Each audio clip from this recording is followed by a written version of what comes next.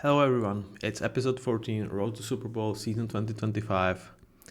Today, here we are with Indianapolis Colts, and if you are not really certain about what this picture is supposed to show you, it obviously refers to Anthony Richardson kind of running low on battery.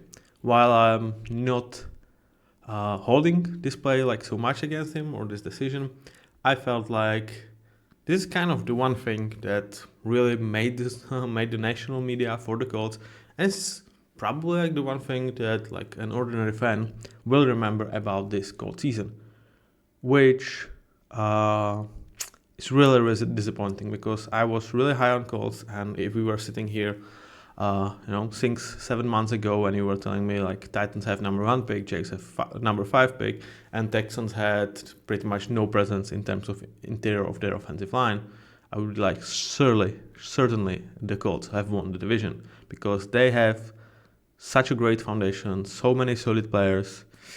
But here we are, they are once again in this 10 to 20 spot where I did not expect them to be this year.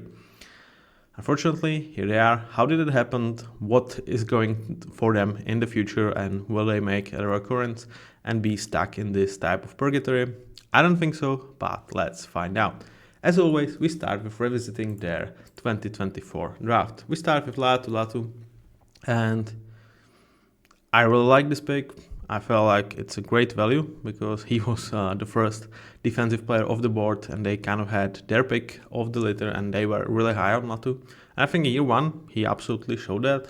Again, he's going to be kind of unfairly judged to exceptional standards that Jared Verse play up to, but for Latu, I think you are exactly where you wanted him to be, and year one, my grade is still an A, and I think Latu is going to be a huge presence for this for this defense in the future.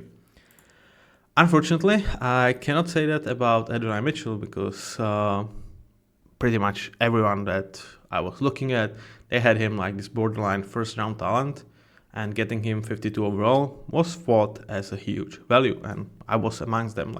I feel like this is the guy that has traits to be the first round pick.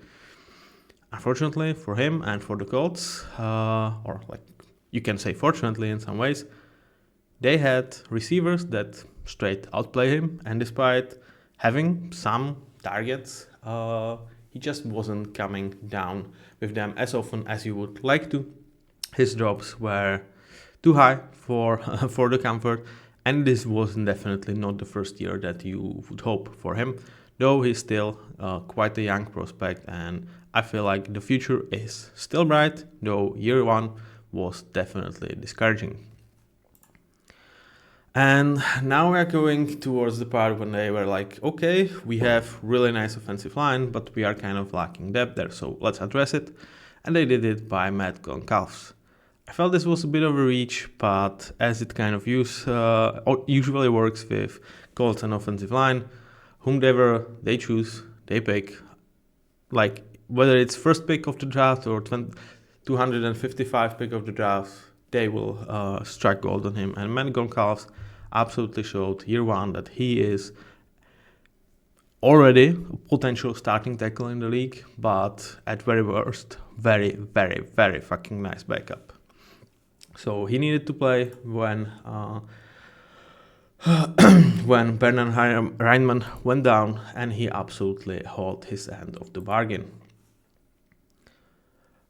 The same with Braden Smith going down. So he was kind of like, yeah, I can pretty much play wherever you put me into. He played 230 snaps as a left tackle, 333 as right tackle. So swing, versatility, and quality. Great job, guys. Year one, I have to hold this pick almost an A+, because finding this type of quality in the third round, even in such a stacked draft on premium position, is really impressive. You just compare him to some of the second round picks like Kingsley Suamata, like Patrick Ball, he just outplayed them by this margin. And it did not stop there, because they were like, okay, we're still lacking some depth, so let's draft another one. Tanner Bortolini, whether the path for him was to eventually replace Ryan Kelly or just to provide depth in like all of the area, because I think he can play guard as well. Yeah, he showed that year one. And it's like, well, they know something. They know how to develop an offensive line, and they once again showed that perfectly. With Tanner, he got like 6 full-time games or 5.5, and he absolutely looked solid in them, playing and replacing Ryan Kelly.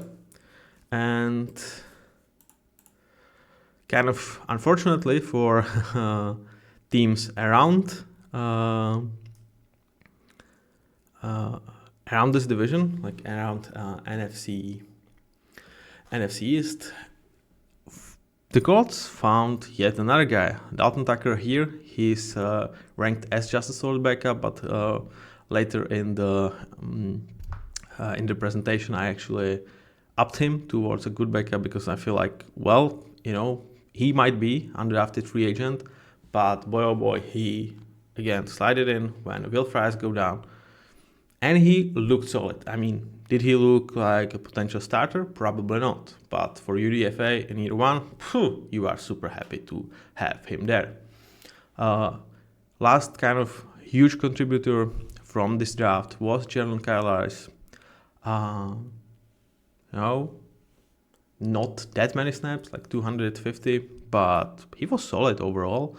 And I would not be shocked if they are thinking about him as a starter as early as next year, because he definitely showed flashes then. He is a great athlete, and he does have starting linebacker potential. So Colts kind of did it again. Yet another very, very solid draft that you get guys that perform year one and still have a great potential for the future. Kind of the only disappointment would be Adonai Mitchell. Now, from these guys, you did not necessarily expect it much. Perhaps like only one is like Anthony Gold. He did not get on the field for more than 15 snaps, so he was only a member of special teams. But with this stacked wide receiver core that Colts already have, he was always kind of a luxury pick. With that being said, like I said, I like the draft, they made it, and year one was absolutely making the case as one of the stronger draft of 2024. And now let's start the roster rundown. And it has to start with Anthony Richardson, because anytime you would say like why the Colts underperformed, you have to look at this guy. He was not the only issue. I would say the two other were some of the injuries towards both lines, though they are good in replacing the talent. It's still different when it's Kelly and Fries than Bortolini and Tucker. There's a difference. They also lost Samson Ebukam for the whole year. So there were some health issues, and also I feel like the defense was not performing up to the level of the players that they have, which resulted in them letting go of Gus Bradley and snagging Lou Anarumo from the Bengals. But still, the number one reason has to go towards Anthony Richardson, because the table was set for him. Year one, we saw the flashes.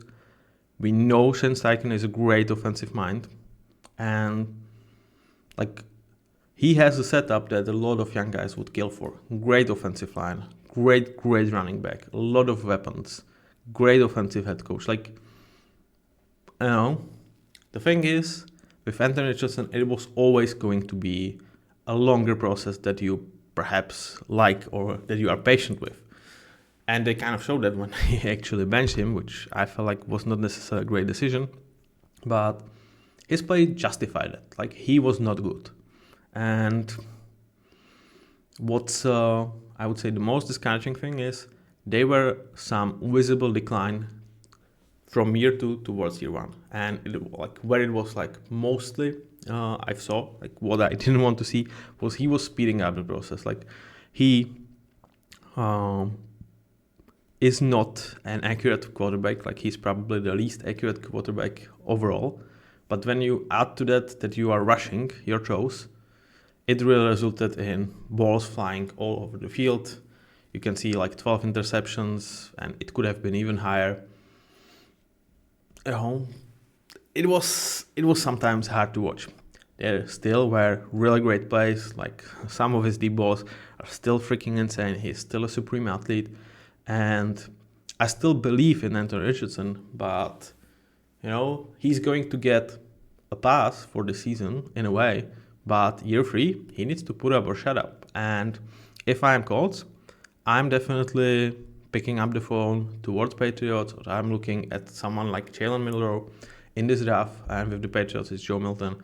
I'm like, can I get these guys third, 4th-round pick for them, whether it's like through the draft in Milroe or through the trade with Joe Milton? And I'm like, dude, first, in case you get injured, we have a similar specimen of a player that can run similar offense. It's like this monster of a human being that has deep shots and has running ability. So we are not completely fucked if you go down. But also, dude, you need to put up. Like, we are not afraid to bench you. We've done it once. And, if we like what we see from these guys and you are performing on the same level as you did in 2024, which is like much more of a good backup than anything else, who says that you are going to be RQB for 2026? How likely is that? What they will do in the offseason? I don't know. This would be probably my line of thinking. And I am the one that's like, I want everyone to be really patient with QBs, but it cannot be to the point that I see no progress, but I also see declines in things that he just needs to develop rather than being worse at. Joe Flacco was arguably a better QB in this year, though that doesn't necessarily say much. He was playing well enough for a backup or like for this bridge type of quarterback, but it needs to come down from the thinking that Joe Flacco is like anything better than 28 QB in the league. I like him. I am really great to see this. Like, it was one hell of a journey, one hell of a story. Last year with the Browns, this year with the Colts, but that's what he is. And if I'm Colts, he would not necessarily be a guy that I try to bring back because, again, he doesn't give me running abilities. Let's be fair. And I really want to, if Richardson is not playing well, I want to still run the same stuff with RPO, with potential of running quarterback behind the center, and Joe Flacco just does not give me that. Let's take a look at how the table was actually set for Anthony Richardson, and we start with Jonathan Taylor, who his production was really good, yet I don't think this was actually like super excellent season for him. I really felt like a lot of that production was made by the great offensive line they have, and I really struggle to call him elite anymore. I think still he's amazing, but to me, he's just not on the same level as, for example, like Saquon Barkley. So, think of me what you want. I just don't think this was Jonathan Taylor from year 1, year 2, where he was really exceptional. He's still really, really good. They are happy to have him, but he is not cheap. He kind of made them pay him, which is like good for him, like good for every running back that's getting paid. Like let's be fair on that one. But 15 millions is not necessarily a number that you can stifle on. And I'm not saying this year, but I feel like they will draft the running back. I would not be shocked if they actually drafted one much higher than people do expect. Like, I think even second round is a possibility. I don't think they will address Ashton Jeanty, but I really feel like second round is a really nice place for them to draft a running back in this class, and even like potentially double dip into that. But for me, it would be like two-way conversation with him.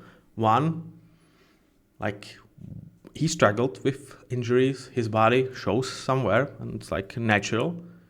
Perhaps, like, I really just want him to have like 600, 700 snaps, not more. So one, giving him like this 1B or 2A type of running back, really some quality that you are not like super worried where Jonathan is not on the field, as well as potentially preparing yourself. Well, next year he's going to be 27.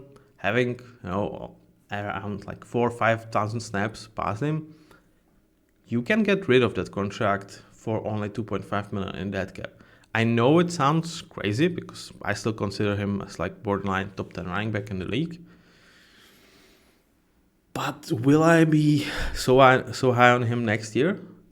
Especially if we actually see some great talent behind this whole line as well, because Zach Moss, like, let's face it, Jonathan Taylor owns this backfield for several years now, and we've never seen like a premium running back or some like great potential running back next to him to kind of challenge him for the spot and to take what this great offensive line gives you. So I really, if I am Colts, it might surprise you, I would really address this room with quite high draft pick in this year's draft. So we will see how they do about it.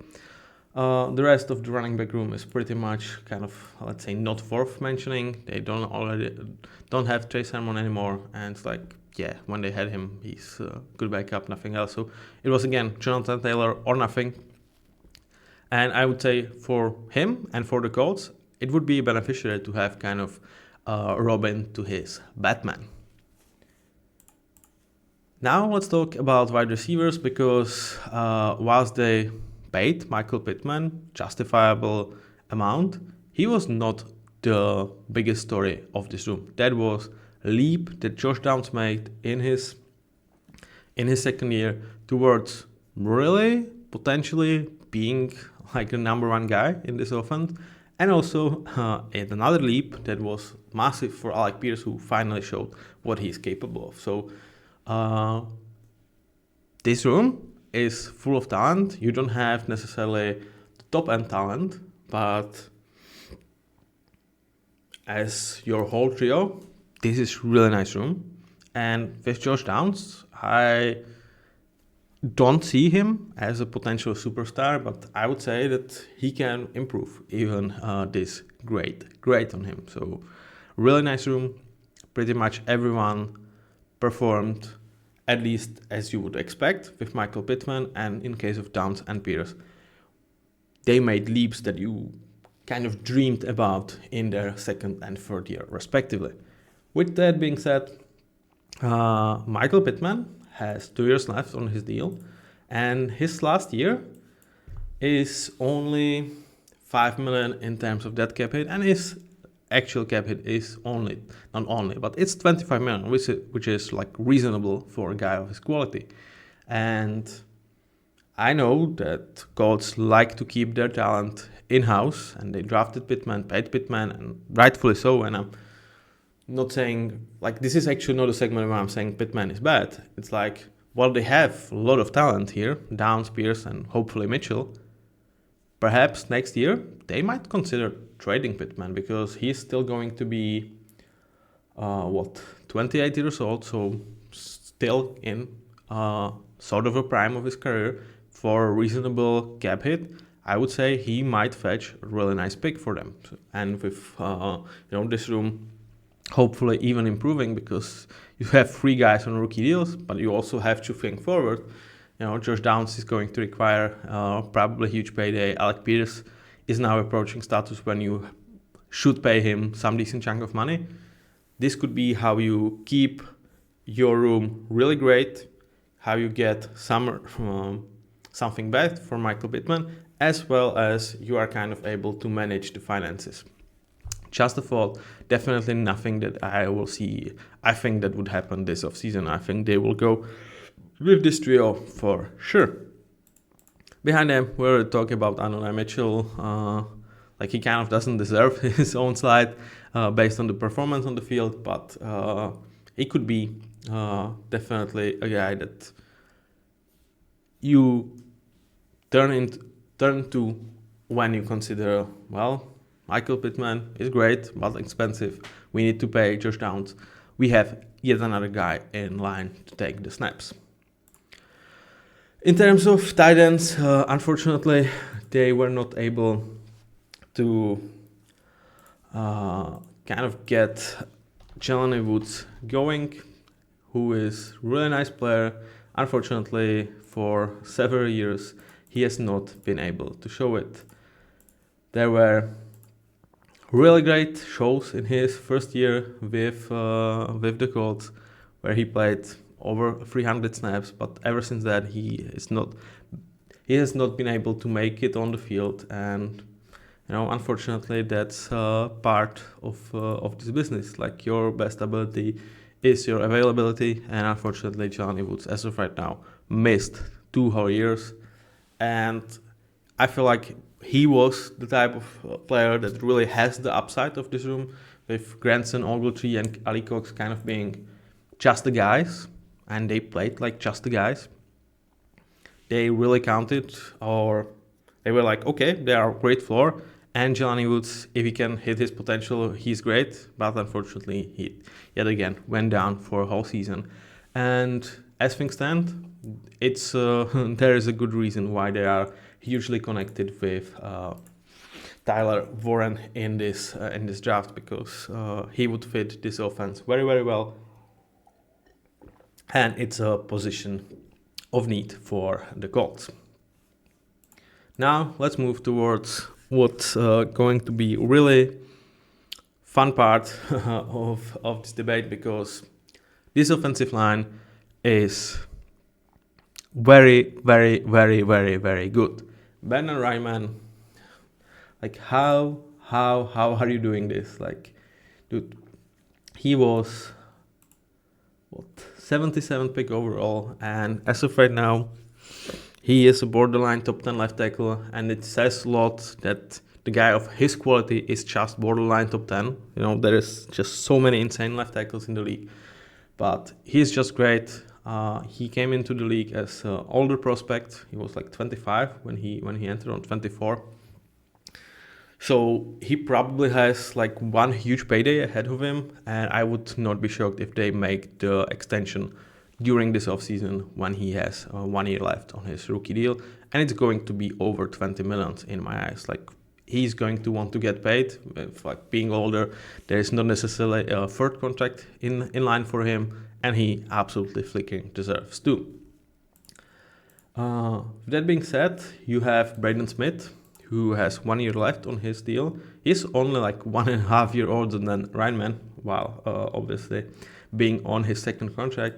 And he's a really great player. But when you have Matt Gonzalez playing as good as he did, and money not necessarily like growing on trees in some sort, when you are approaching the time when Reinman will deserve and will need to get paid, Josh Down needs to get paid, and there are some other guys that are up for a huge payday, I would not be shocked if Braden Smith is one guy that they might be thinking ahead, and it's like, look at the market, look at the qualities that are out there.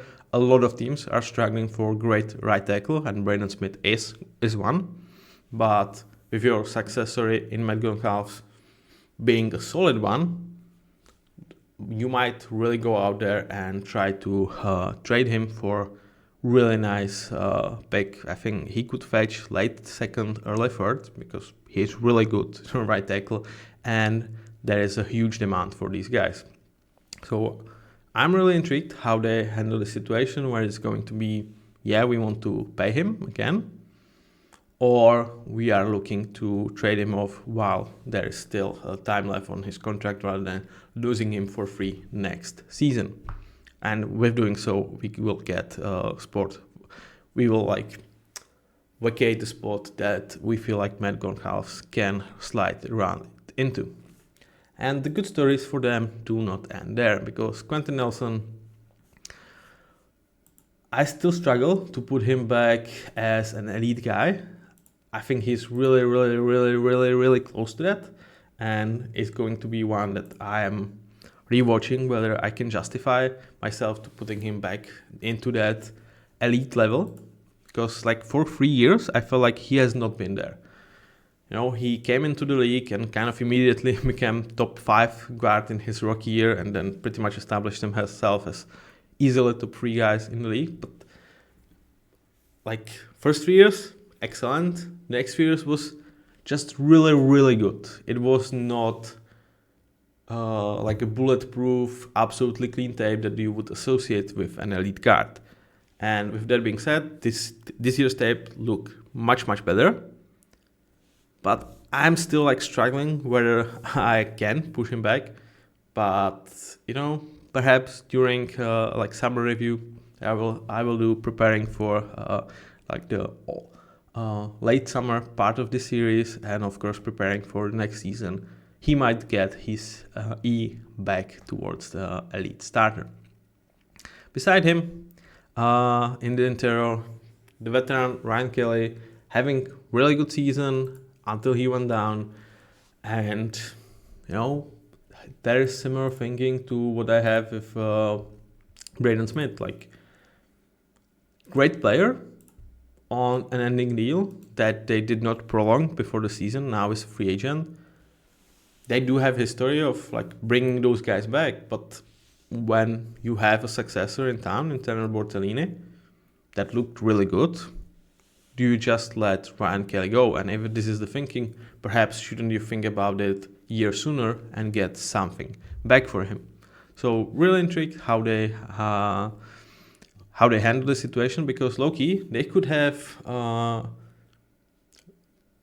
like in my eyes, I would not be shocked if they like really upset this offensive line, because yet another free agent is Will Fries, who had his huge breakout year, but went down before really playing it out. And with him, the conversation is quite tough. Like, he was 7th-rounder, so there is not necessarily a huge draft pedigree. And it's not like he's been this super special player his first few years. Like, he was playable, for sure. He was like good enough, but like you can see it on my grade. Like, was I thinking about him as like this future great starter? And he looked like an absolute menace out there, like starting this year or like during his campaign this season. But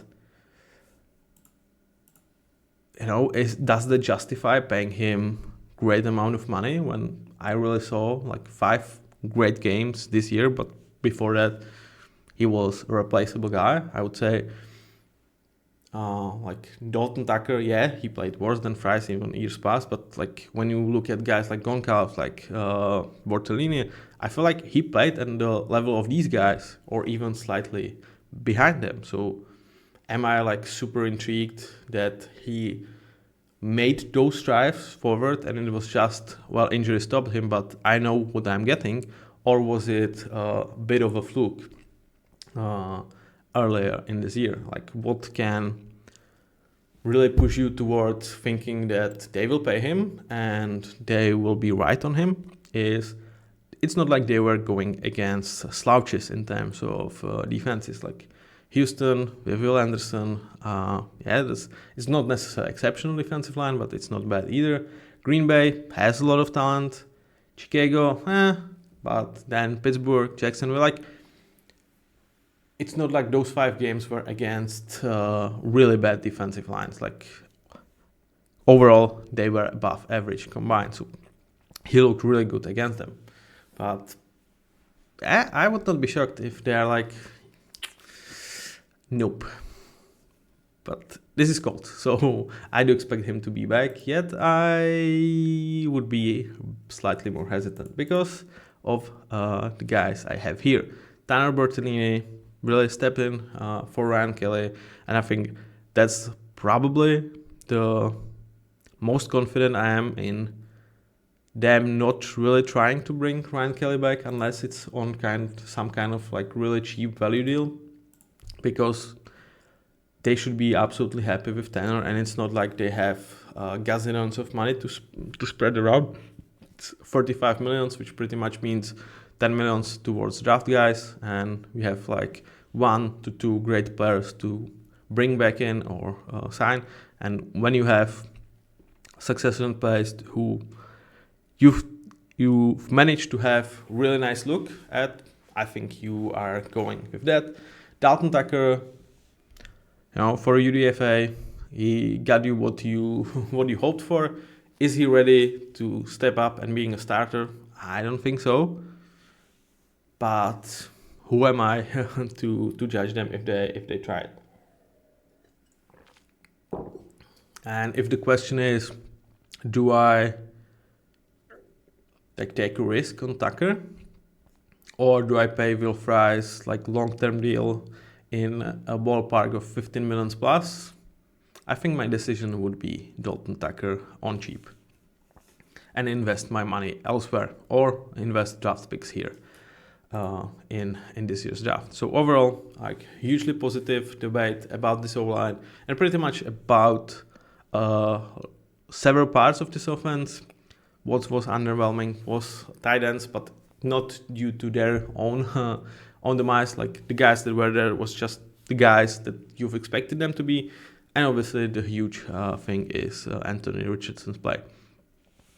With that being said, let's shift towards defense, and we start yet again with positive on this defensive line, because they have a lot of guys that are good players, but they are missing an elite one. They are looking for him, especially in terms of edge guys. They've invested heavy picks in Quitipaya, now it's Latu, but for one reason or not, what they are able to do with their offensive line, the development here is not where you would be super, super happy with.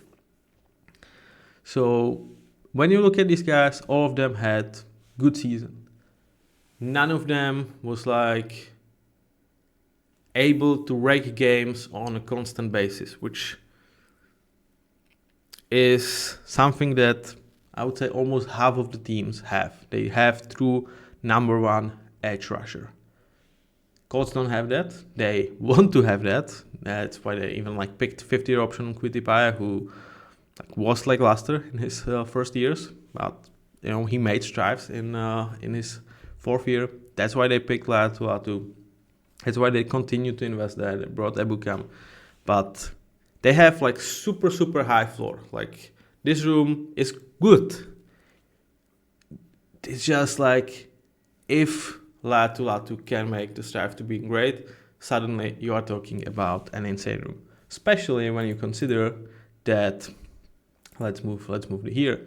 They have one of the best interior duos in the league in DeForest Buckner and Grover Stewart, kind of guys that really match each other very well. Grover Stewart, much more of a run thumper, really big, heavy, meaty guy that's going to stop the run and allow DeForest Buckner to be much more of a threat in terms of pass rush. They are absolutely great together, really well thought. And again, this team is super well built.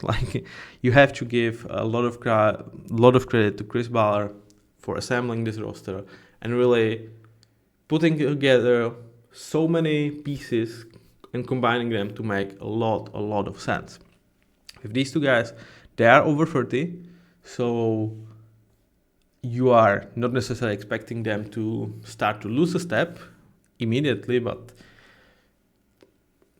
I would say 2025 and 2026 is kind of a huge window for this team where you still have these guys performing at their peak. You still have several good draft worth of players that you are not paying.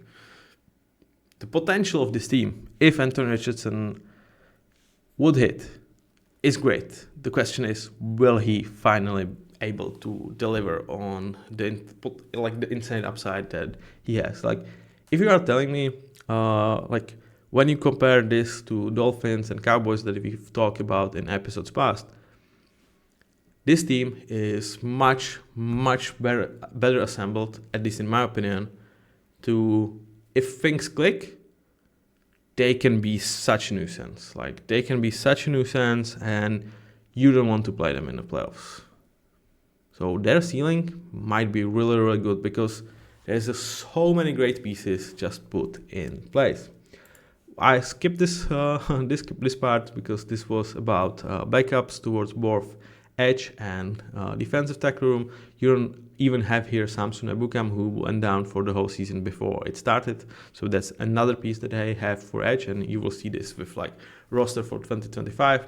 In terms of backups, solid group, nothing really special, nothing that stands out, but you are happy to have both this room being really deep, and they clearly prioritize lines. And here I want to make a slight quick note, because a lot of I would say analysts out there, but people in general, after watching the Super Bowl, was like, oh my God, it's all about the trenches. It's all about D-line. It's all about O-line. You need to invest there. And I do not disagree. I would build my team through the trenches. I'm saying that for several years. Last year when I was talking about which teams I'm most excited to watch, it was Eagles, it was the Colts, it was the Ravens. It was the teams that had premium offensive line, mobile QB, and great running backs. Two of those teams made playoffs. Unfortunately, Ravens against Raymond in the playoff, and Philly won the whole thing. So I was kind of right to expect huge things of them. But with that being said, it really feels like it's jumping towards too much of a clear conclusion based on who won the Super Bowl. Because it's like, you need to have an elite quarterback to win a Super Bowl, so that's why you are striving for guys. But from that, it kind of devolved to, if you have a great guy, you should pay him. And that's where I'm like strongly disagreeing on paying guys like Dak, the guys like Tua, top of the market money. Because I think you either need to have a special player, like Mahomes, like Allen, or you need to find some kind of value there. And I don't think you did that with Tua or Dak. And with Hurts, I think it's a little bit questionable, but with the way the contract is constructed, it's like, okay. I mean, it's an insane contract. Like, he's pretty much signed towards like 2030, but he is on the payroll till 2035 as of right now because of so many void years that's stuck on that contract. Like, really crazy one. But what I was getting at, whilst I definitely do agree, trenches are what matters a lot. I would say look at the Colts. Like, they have an insane trenches, and we are talking about them in this 10 to 20 area where the really unsuccessful teams are, because the hope was there, but the delivery wasn't. And then it comes down like, you need to kind of have it all. Like, that's what it comes down to. And that's also what I'm like trying to push as an agenda when I'm talking about paying your QB. Because when you are paying your top QB top money, it's like, okay, you can justify then paying wide receiver less because he's going to elevate them constantly. But if you are paying top backs to just a great one, you are not going to get the same results from a 5 million wide receiver as you get from 10 million wide receiver, like if you really shorten things up. And that's where you start to, like, your breath start to shorten because you are unable to construct the crazy rosters when you are paying these guys top money, and you need to be cheap somewhere, and those truly elite guys can work with that. But those really great ones, I feel like there you struggle to really make it worth in January when the playoffs hits.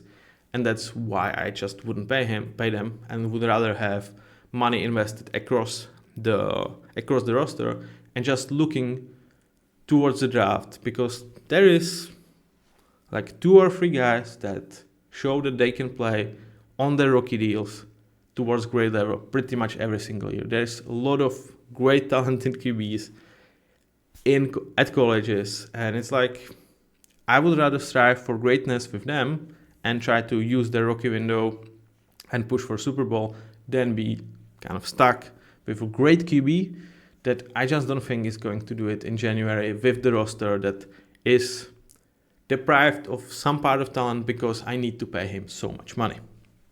That being said, let's come back towards where the Colts are. Linebacker room, really just when we talk about them and they pretty much play up to the standard, this is a position that nobody pays too much attention to, or like a lot of teams doesn't. Colts are kind of in that thinking like, yeah, let's throw like 10 millions for like number one good guy. Here it's Zaire Franklin, and pretty much surround him with either a good enough veteran or some guy on a rookie deal, and they will just make it work for cheap. It's pretty much the thinking there, and it's what's happening with the Colts as well. This is for linebackers. This is kind of your average room. Anywhere else, it would be a pretty mediocre one, but that's how it kind of works right now in NFL. And it's very small amount of teams that have linebackers that are actual difference makers, or the entire room that is one that actually swings game in your favor. That being said, their secondary is very young. They were like on the similar approach as like Giants, as the Bears, really drafting several players, letting them develop together. And for Colts, they did not necessarily hit on those guys for them, but they were able to sneak some from other teams. You have where he's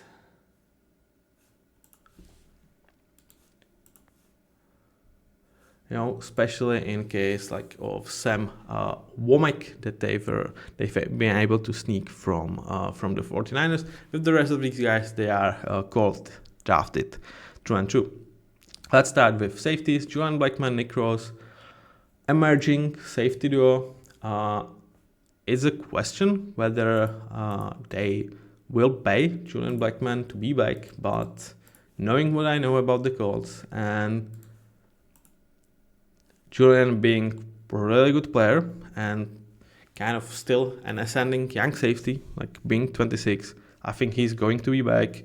They will want to reward him for his great play, as well as really continue establishing the secondary that Loki was doing a lot of nice things this season. And perhaps that's part of Gus Bradley's discussion.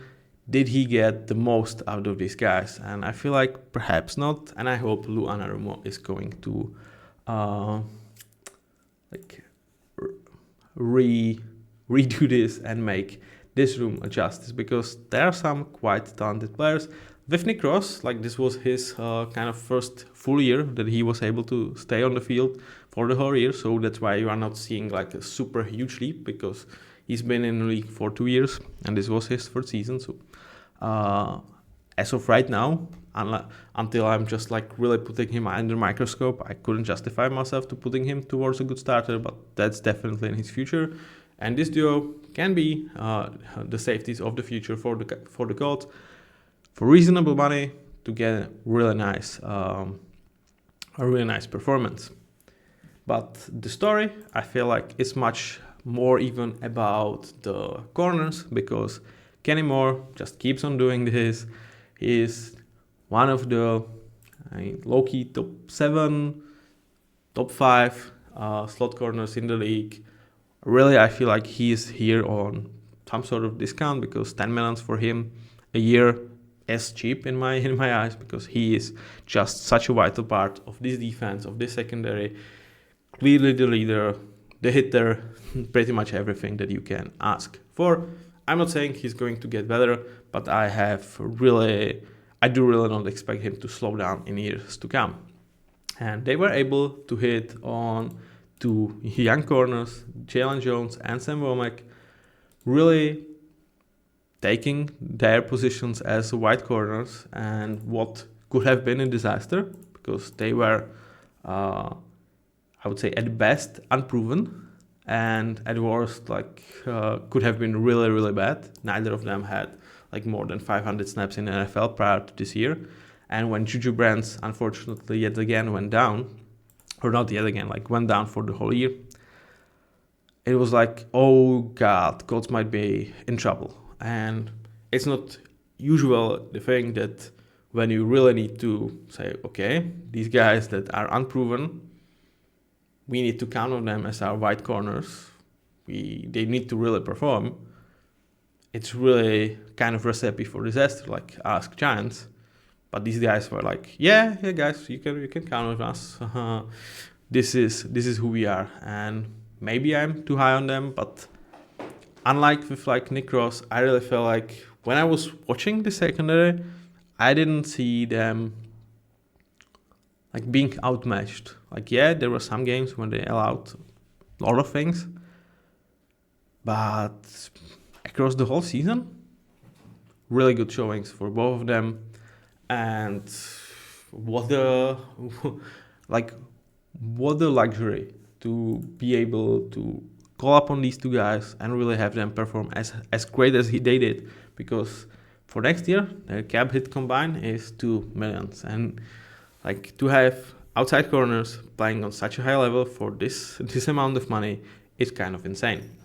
We will see how much they will get paid when their rookie contracts will end up, but they might carve themselves out a really nice career, and it's going to be interesting to see what they think of Juju Brents comparing to these guys when he's healthy towards next year, because what felt like they are really waiting on him as their savior of this cornerback room, now it might be, is he the odd man out and not the starter? We will see when they end up cooking. With that being said, it's time to hand out some rewards. For draft hit, we go for Latu. It could have been other guys, and the one thing that really pushed this for me was he needed to be the leader of this edge room when Samson Ebukam went down, and I felt like he was really the best player in terms of their edge room, and that kind of what made me choose him over whether it's Tanner Burton or Matt Goncalves, who could have been here for certain as well. In terms of draft top, as of right now, it cannot go to anyone else. Adonai Mitchell is pretty much the only guy from that entire draft, of course, that underperformed the expectations. I don't think you can really put it on just a bad QB play, because that would be true for the rest of the wide receiving core as well. And, they thrived, especially Downs and Pierce. They thrived playing. So, again, I'm not done with Adonai Mitchell, for sure. I really feel like he could be a guy that you can justify letting Michael Pittman go next year if he improves what he was, and I do believe that he can. But for year one, he unfortunately has to win this award. Cornerstone of this franchise and kind of like the best performing guy this year, I put it to Brandon Ryman. A lot of people will be, why not Quentin Nelson? And they would be like, yeah, maybe. It was really between him and Quentin Nelson. But I just felt like he was slightly better this year, and as a left tackle is slightly more crucial, so it just goes to him. But really, it was kind of very close to being a coin flip between him and Quentin Nelson. In terms of unsung hero,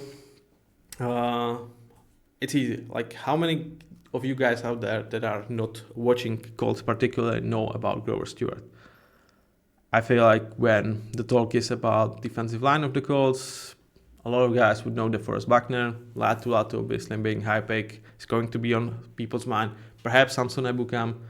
But this is the guy that makes this all come together, work well. And really, when you look at snaps when he's not there compared to snaps when he is, like the difference is just so huge. They need his physical presence pretty much every single down, and to me he just does deserve a praise that he's not necessarily getting a lot outside of Indianapolis. So here I wanted to sing him a little bit of song for him to be my unsung hero. In terms of flop for this year, unfortunately it cannot be anyone else but Anthony Richardson, because the table was set. I already said it. I don't know how much more you can do as general manager, you can do as head coach to have the situation better for Anthony Richardson. Perhaps like better tight end, but they kind of like did not expect Jalen was to miss yet another whole season. And I would say that's what their plan is going to be for this year's draft. And it was sometimes just tough to watch. I still believe in man, but if we look at the guy to blame for this year, Colts not making the playoffs, I think if the average expectations that everyone had of Anthony Richardson was met this year, I think they were a playoff team, clearly. Like, that's how highly I think of the rest of this team. With awards being handed, now let's take a look at this franchise overall. So Shane Steichen, B+, I would say he's really, really great offensive coordinator. In terms of being a great head coach, there were some decisions I disliked, most specifically like benching of Anthony Richardson, and I'm not sure, but it's like how much of him or his influence over the locker room was there when Anthony Richardson went into some altercation with if inside the locker room, where there was like some older players really coming to Anthony Richardson like, dude, we trusted in you and you are letting us down. That's obviously not what young QB wants to hear. And whether it's right or wrong, I would say kind of right, but the fact that it really got out, it doesn't tell me like the things are absolutely buttoned up. So I cannot move him up, but I still think a world of him. In terms of 2024, I will give them C-. They underperform my expectations. So just based on them, it would probably be more towards D, but they were still a good team. And still a lot of players made huge strides, and they had a really good draft. So this really makes it like probably closer to C that even D, but I just thought they were a playoff team. And the most crucial piece was Anthony Richardson development, and the way they handled it, and the whole process was just bad. So that's why it's C-. In terms of QB, it's a minus for me as of right now, because I just don't know what I'm getting. And I don't know if I will even get clarity for this position after the year 3, because obviously if he plays as he did this season, you are probably like stopping that experiment. But what if he plays good and then goes down injured? What if he makes progress but not necessarily like ascend to be like average QB in the league? There's a lot of uncertainty that this hugely disappointing second year is putting into this room. So despite you are not paying him much, and you are getting obviously great perform compares to money being paid, I'm not super high on this room as of right now. Still believe in potential, but yeah. In terms of hot seat, it's interesting because I think Shane Steichen is doing a really great job, but the main thing I think he is going to be judged is going to be how he develops or does not Anthony Richardson. And with me already being, let's say, skeptical of how his career is going to turn up, I think they are kind of in it together in a way, because he managed to do it with Jalen Hurts. Now you are getting very similar setup to what you have in Philadelphia in terms of very quality online, great GM, a lot of great setups. Why is it not working with Richardson? That's what you are here for.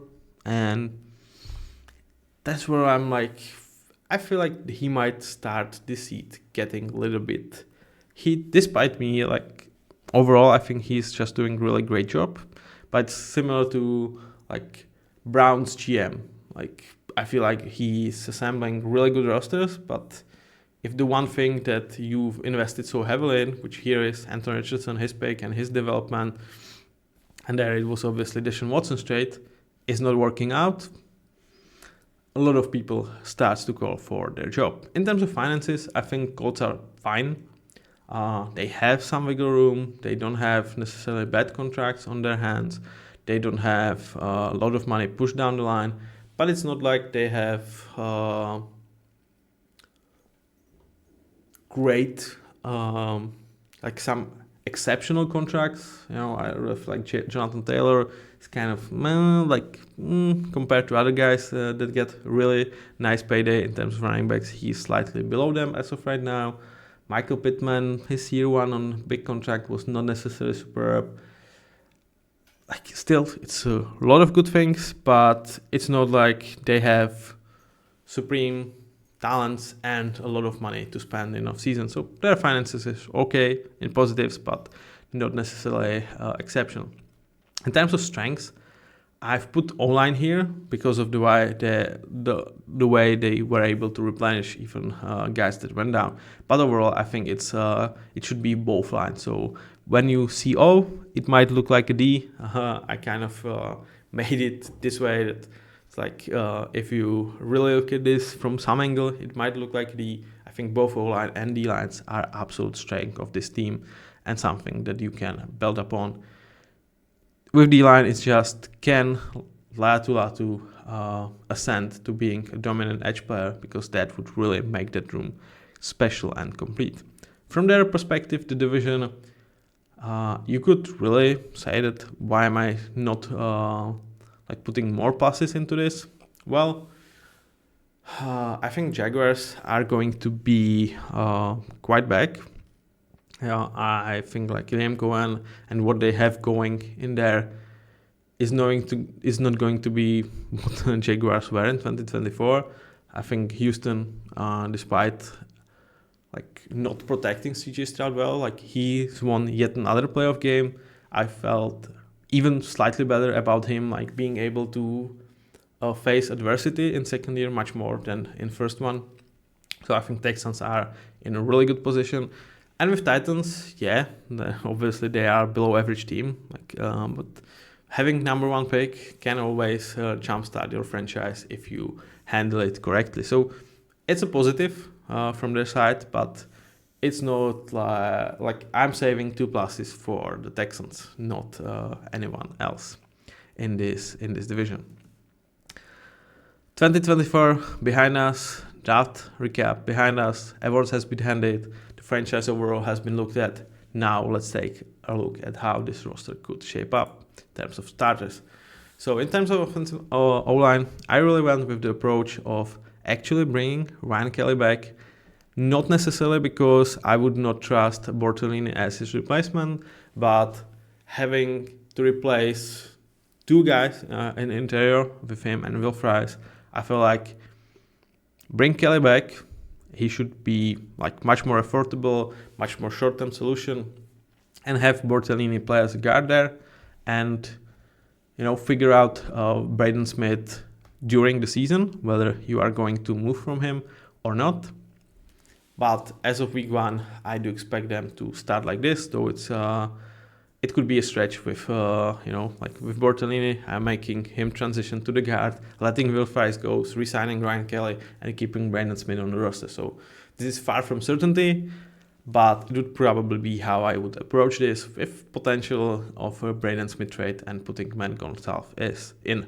In terms of quarterback, I think their starter is going to be Anthony Richardson. They kind of need to keep on that because if you were about to lose faith in him after 20 games in which he showed some things, you should have never drafted him in the first place, because it was never like 5 games and we are happy where he is at. In terms of playmakers, in terms of wide receivers, I think they are absolutely set. Downs, Pittman, Pierce, Adonai Mitchell, I don't think you touch this group this year. With next year, I think like there's a potential of trading Pittman. Jonathan Taylor, obviously their starter. Despite me having some reservations, I don't think there is something that will change upon that. And in terms of tight end, I really do expect them to look for Tyler Warren come draft night. Though, as I know Colts, I feel like they are going to be waiting on him, and if he's not there, they will pivot from the strategy. But if he's there, I will be shocked if they don't pick him. In terms of backups, I feel like you are very well set in terms of offensive line, as we already discussed. You hit on your draft and undrafted guys. With the rest of the team, I'm not really sure who is going to back them up. If I was GM, to me, it would be Tyler Moore as tight end. It would be Anthony Gold as wide receiver 5. It would be Joe Milton or Jalen Milroe as my backup QB. So, I do have them in the same range, whether it's like sending 4th to the Patriots or 3rd, or drafting a guy 4th or 3rd. I would say that's the price. And in terms of running back, I would invest 2nd round pick and really try to bring someone that I know can put up 400, 500 really good snaps, ease up the load on Jonathan Taylor to have him as fresh as possible come playoff times, and to really even push him to bring his absolute A game. So that would be me, but will they do it? And what types of name is going to they will draft? That remains to be seen. In terms of defense, I think you are pretty much set on your defensive line. You can argue Quiddipai over Samson Ebukam and Latu as your number 1 here. Samson Ebukam has his 2023 numbers because he didn't play in 2024, but I feel like this is your best 4. In terms of linebackers, I do feel like putting Jalen Carlisle out there as a linebacker 2 is something that is definitely worth considering, and it would be how I would approach this situation, and I really feel like this could very well be how the Colts do as well. In terms of secondary, again, this room seems to be set. I would brought Julian Blackmon back. It's like, in terms of money, pay Blackmon, pay Kelly, bring some veterans to like fill some depth pieces, and that's pretty much it. That's pretty much how I approach this offseason. Kenny Moore, Jalen Jones, Sam Womack, Juju Brands as my corner starters, and really remains to be seen how they view Juju compared to Jones and Womack, who is going to like win the job. I think it's going to come down towards training camp. Blackmon and Cross, really nice safety duo. Let this room grow together, not overspend on some players, and prepare the money for when these guys are up for the contracts. In terms of backups, they are a little bit leaner in terms of secondary. It's pretty much like just Rodney Thomas that I am kind of certain that is going to have some role. But backup linebacker, backup corner, not really sure. The same goes with defensive tackle. These are the spots that I'm filling out with like veteran depth or like 5th and 6th rounder this year. In terms of draft, I'm really trying to bring even more help towards Anthony Richardson, because that's what matters in year 3. Like, as much as I like this team, this is a year that Anthony Richardson needs to get a lot of help. That's also why I'm like, for the start, keeping Braden Smith, trying to bring back Ryan Kelly. So I do give him really the fairest, best shot that he can get out there. Quiddipai, Tyquan Lewis, really nice backups that you have towards your defensive line. So overall, I don't think the Colts will make a lot of moves, as they usually tend not to do. They will bring some of the players back. I really do expect that to be Julian Blackmon. I'm not certain whether it's going to be Will Fries or Ryan Kelly. I would go with Ryan Kelly, though I'm not certain they will. And they will, again, develop their talent. And hopefully, next year, we will not talk about them until later in this series, because I'm not a Colts fan. I'm far from that. But I just admire the really good job that they are able to do here. They are able to reward loyalty, kind of doing a lot of things right in terms of roster management. Chris Ballard, if I was about to become a GM and I could apply for some like free time to spend with GMs out there in the league, Colts would definitely be one of the franchises that I would like to visit and see the process, because again, like, I really feel like they are doing an amazing job, and I just hope they get rewarded for that. With that being said, this was much more enjoyable episode than with the Cowboys, than with the Dolphins, because despite them potentially being stuck in this like mid-team purgatory for yet another year, they have a way out. their way out is Anthony Richardson going to play like a great QB. Is this going to happen? Time will show. Until then, have a nice day, and please leave a comment. Thank you very much for your support. Bye bye.